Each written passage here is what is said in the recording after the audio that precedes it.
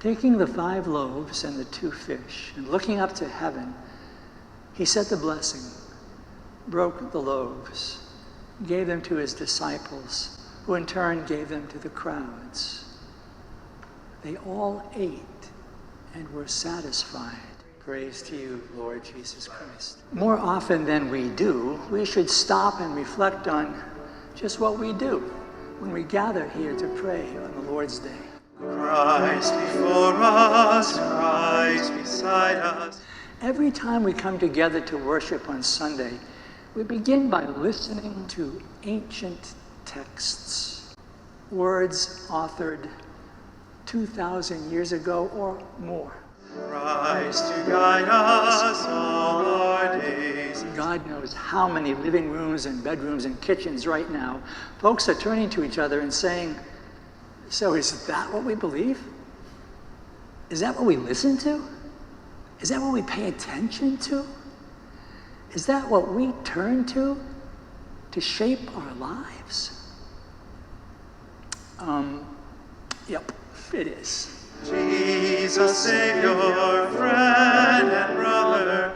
And I'm well aware that I'm saying this at a time in history when you and I aren't sure what to believe is true in this morning's newspaper. Intercessor, Son of God. Precisely because we live in a time when we don't trust the word on the street. I'm grateful. I'm very grateful that we have a source to turn to, a source that has survived for more than 2 millennia. God before us through the ages. A source that has the power to speak a word, a truth, a wisdom far beyond our own. Christ beside us here today. It's in learning who God is that we begin to learn about who we are and how God calls us to shape and live our lives. Isaiah was neither a political science major nor a politician, but what he does offer is a glimpse of who God is. May we be for one another all that you would have us be. We cannot begin to consider how to respond to the poor of the world without considering how God welcomes and feeds them and brings them home.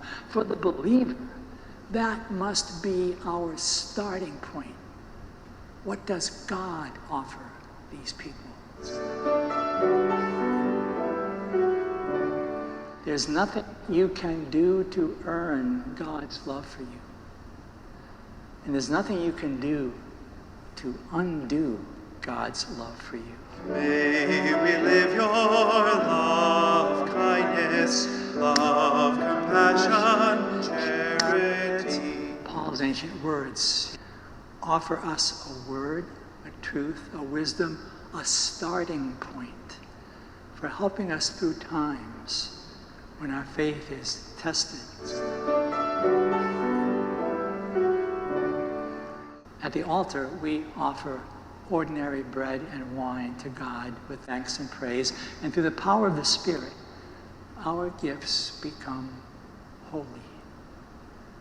Our gifts become one with Jesus' gifts. Indeed, our gifts become Jesus. Christ the Savior, God the living. But the scriptures will always give us our starting point. Will always reveal to us what God has done. Make us loving sons and daughters. Make us holy, kind and true. Absolutely nothing can separate us from the love of God revealed in Jesus. May the blessing of Christ, shepherd and friend, brother to all, be upon you, now and forever. Amen. May the blessing of the Spirit, voice of the prophets, power of the church be upon you.